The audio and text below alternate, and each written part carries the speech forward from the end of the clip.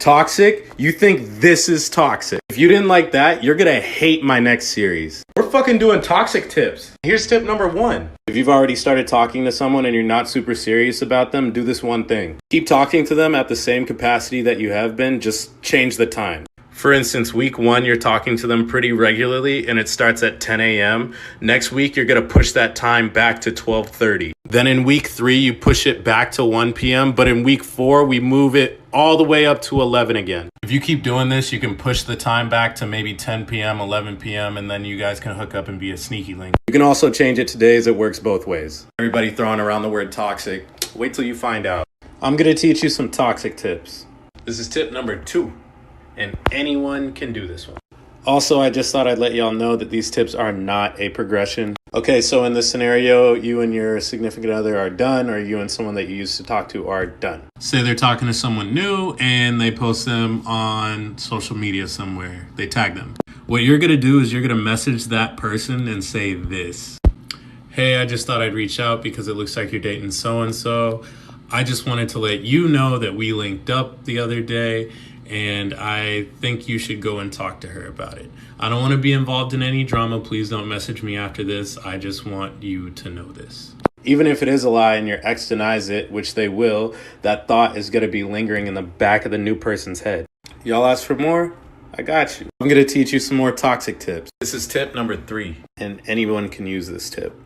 Say you're talking to somebody on a dating app or Instagram, but you don't want them to talk to anybody else. This is what you do. You are going to keep talking to them like you normally do. You're also going to make a fake account, and they are going to interact with them as well. Moving forward from here, you can kind of do what you want. You can make yourself look like the better option compared to the fake account, or you can do this other thing. You can have the fake account set a date up with them, and then have the fake account stand them up. After about 30 minutes of them being stood up, that's when you text them. The real you. See if they're busy, ask them if they want to go grab a bite to eat or come over. Your choice after that. Stay toxic, my friends. I'm going to teach you some toxic tips. This one is for the ladies. Tip number 4. So say you've been talking to somebody and they want you to meet their friends. When y'all go to link up with their friends, be normal, be yourself, but just do this one thing. Anytime any one of their friends make a joke, laugh. Like a lot. Even on the car ride home, you could be all like, oh, wow, that dude was really funny. This will do 2 things for you. Number 1, your dude might be a little mad, but they will be reminded that other people can get your attention. And that's good because they'll step their game up. Number 2, you will have gained the acceptance of the homies, and that's beneficial to you in the long run because you'll have someone to side with you when he might be talking crazy about you to his friends. Stay toxic, my friends. I'm going to be teaching you some toxic tips, and it couldn't have come at a better time because next week is Valentine's Day. This is tip number 5. This tip works for if your relationship is undefined or if you guys are like on and off a lot. So the first thing you're going to do is you're going to buy some flowers. After you've acquired the flowers, you're going to take your phone and proceed to post them on your story. It's important that you put like a caption with it as well, like say something kind of vague but sweet, like, oh, y'all know I had to do it for her, or just showing some appreciation. When they see that, they're probably going to be thinking one of 2 things, and the first one being, oh, he got me some flowers, how sweet.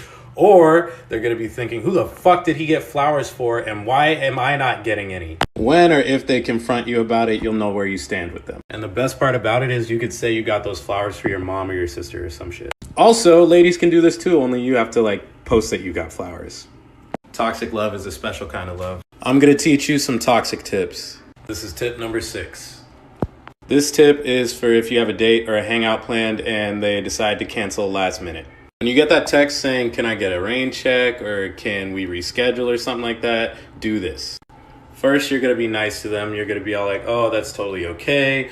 We can reschedule. Just let me know next time you're available. For this to work, make sure that conversation is done. Like you guys have nothing else to say to each other, but you're like obviously still on good terms. Then you're going to wait maybe 5 or 10 minutes and text them this.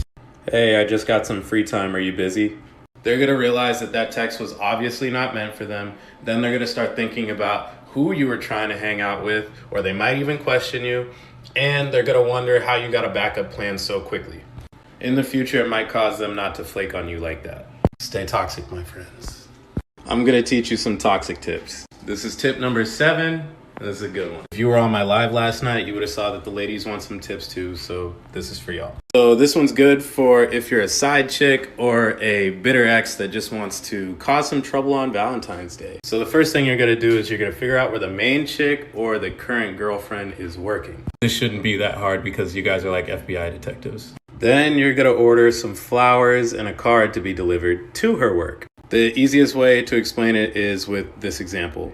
So you're gonna say that the flowers are from Jason being delivered to Crystal, but the card inside is gonna have maybe your name or another girl's name if you can't really fight. So on the envelope, it looks like it's addressed to Crystal and meant for Crystal, but on the card inside, it says Dear Lana, and then, love Jason or whatever. It'll look like he made a mistake, and that'll cause a problem when he gets home. Stay toxic, my friends. Valentine's Day is tomorrow, and I have to teach you one more toxic tip. This is tip number 8.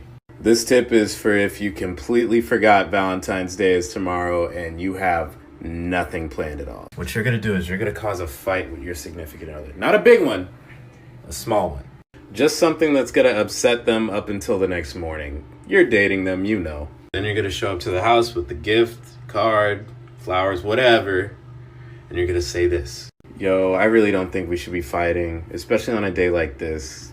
Can we just celebrate each other? Stay toxic, my friends, and happy Valentine's Day. I'm gonna teach you another toxic tip. This is tip number 9.